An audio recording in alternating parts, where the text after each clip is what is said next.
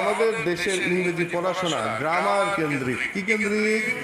আমি একটু মজা করে বলি, ডাক্তার আসলে পূর্বে রোগী মারা গেল, গ্রামার শিখিতে শিখিতে জীবন কাটিয়া গেল, ইংরেজি শিখার পূর্বেই বাঙালি পটল তুলিল। পটল তোলা মানে কি? মরে যাওয়া। চাইনিজ একটা প্রবাদ বাক্য আছে, if you give someone a fish you feed him for only one day, but if you teach him how to fish you feed him for his whole life. তার মানে হলো, কাউকে তুমি যদি একটা মাছ দাও, তাকে তুমি একদিন খাওয়াইলা, আর মাছ ধরা শিখাই দিলে সারা জীবন খাওয়াইলা। একটু পরে আমি কিছু ইংলিশ শেখানো শুরু করব।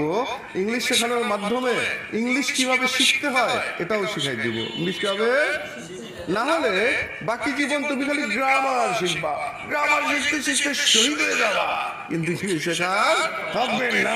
না না, বুঝা যাচ্ছে? আচ্ছা, আমাদের মাতৃভাষা কি? বাংলা। আচ্ছা, বাংলা বলতে শিখতে কি কষ্ট হয়েছে? বাংলা কঠিন না সহজ? আমাদের কাছে কি